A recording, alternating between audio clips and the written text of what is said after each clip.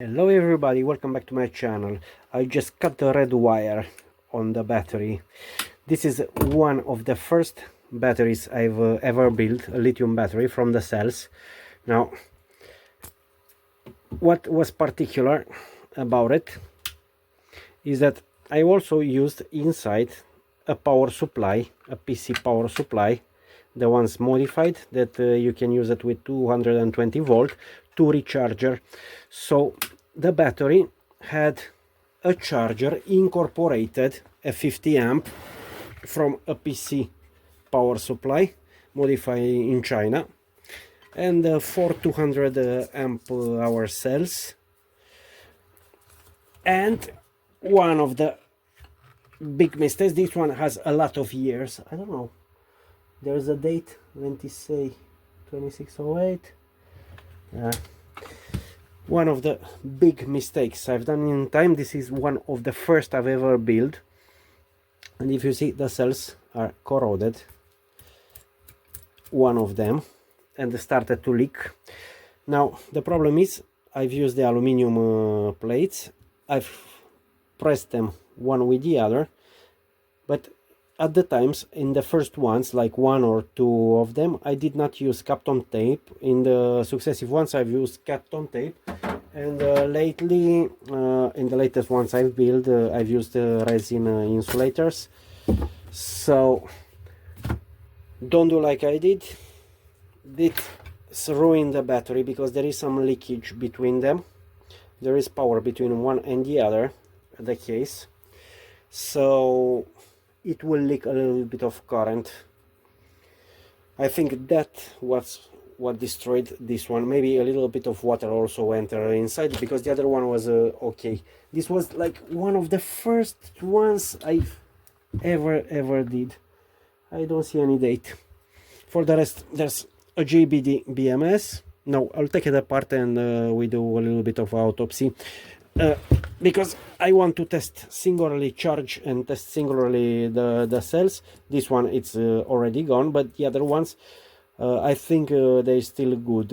And if they're still good, two or three of them, I'll just buy the other ones and rebuild the battery pack. Now I'll start taking everything apart and come back with you a little bit later. Now, first things first, I will take out the small panel from the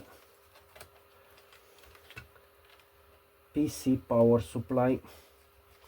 In the PC power supply, from the small panel, I took out one wire that was connected on the on-off switch. I took it out, and externally, it was externally commanded, this one. If you put it on the negative side, will give the on signal to the power supply, so the power supply will start charging. And if not, I use it as an on-off remote control. That way, connected on the battery monitor on the BMW 712. Just one second.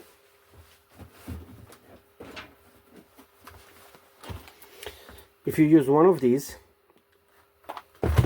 the BMW 712 has a small relay on the back, normally open, common, and normally closed.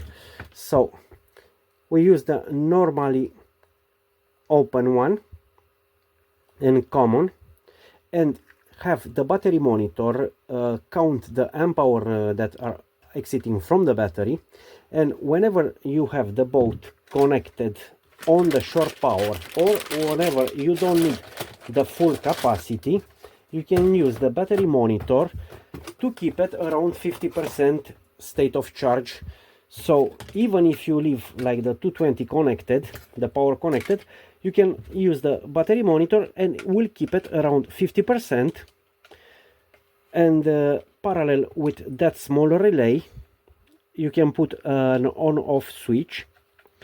That way, manually, without going into the menu, you can choose to have it 100% charged, or just tap it at 50% state of charge in order not to ruin the batteries where you don't need the full capacity, like when the boat is staying on shore power, so you don't actually use it. Oops, now I saw it. The temperature sensor fell down from the board. Now, in the times I've used a 100 amp thermal switch, these batteries were two of them parallel.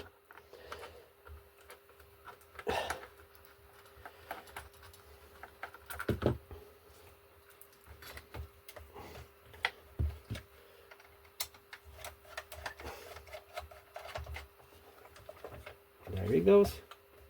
Now, this is JBD BMS. I kind of like them. They're doing their job good if you're not over charge or discharge or not using the full power. Now, this is a Chinese lithium power supply, 220. Needs a little bit of cleaning. It's full of dust. That work a lot. Need to do a little bit of housekeeping on it. Important thing, in this Chinese modified version, you need the small black wire connected to the negative one, because this one, it's reading the current that's passing on the cable. You cannot change the cross section of the small cable. You can change the positive one, but not the negative one, because it's reading the current in order to make the protections and the overpower, how's it called, the current reading, because the cable acts like a shunt. Now, this small boxy thingy, we can close it. Nice little neat 50 amp power supply. This one I wanted it compact because I wanted everything inside one of them. Now, continue taking it apart. I should use some insulated tools.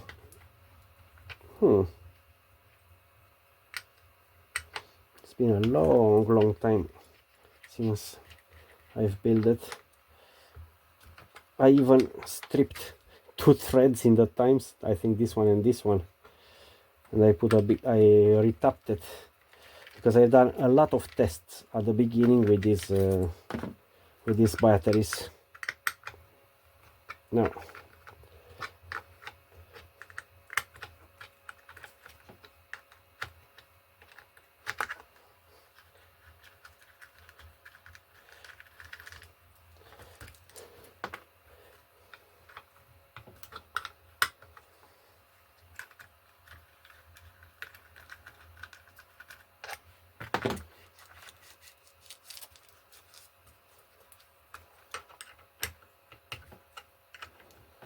the idea at the beginning was, here it was it had a plastic cover with threaded bolts in here, small screws. Had the other threaded screws on the other one, on this one. So it used to be everything enclosed. Now, I've done some tests. I don't remember why is this piece of cable over there.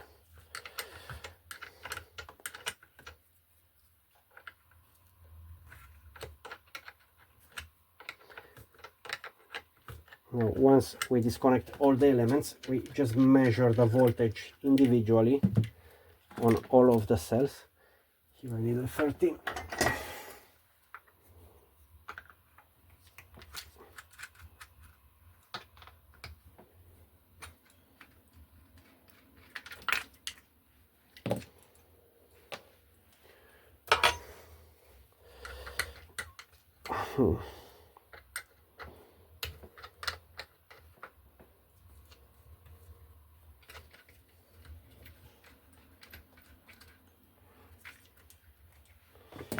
Okay, let's just see what's going on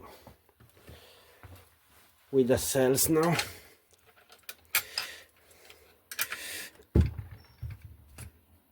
I did one with the cells compressed and another one with the cells with no compression. The other one with no compression died a long time ago. I kind of lost the pleasure of doing videos, so when I throw it, I took it apart and throw it away. I did not make a video about it. This one lasted a lot longer. I think a little bit of water also ended up on it where it was.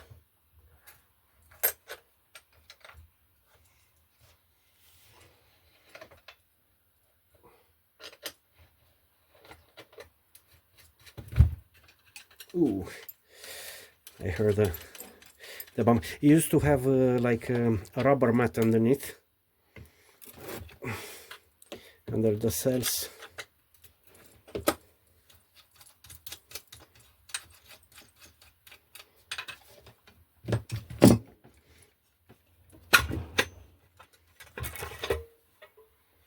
Yep, has been some water, I think, here, and that's what caused the leakage.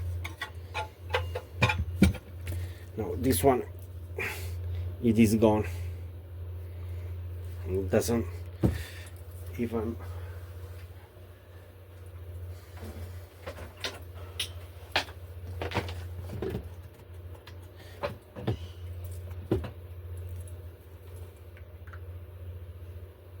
it measures 3.2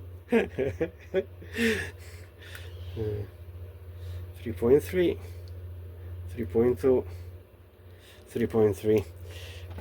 Now even if it's measuring 3.2 volt, let's just see if we can drop something.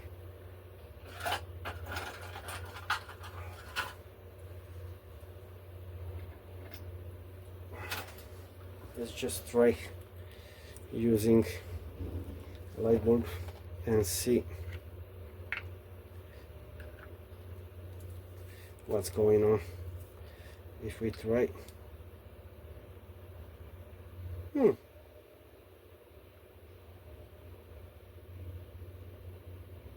it's keeping a little bit of current inside. I don't know, that's maybe a 24. You just see a 12 volt.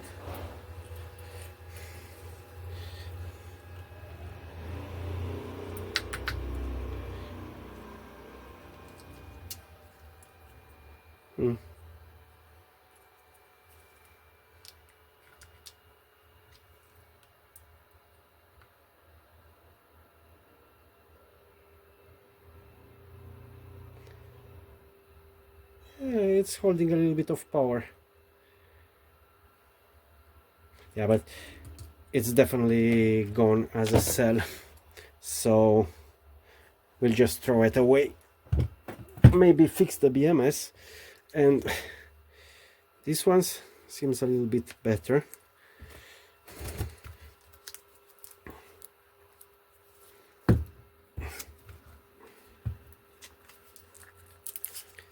Yeah, a little bit of cleaning, and I will charge them completely with 3.6 volt, just to be fully charged, and then I'll put the battery tester to do a discharge test. Maybe if I manage, I'll just record in time lapse the discharge test on each individual element, and that way we can see how many amp hours from the original 202 stayed inside. Now I hope you like it. If you like it, just give it a thumbs up, and I'll see you in the next video.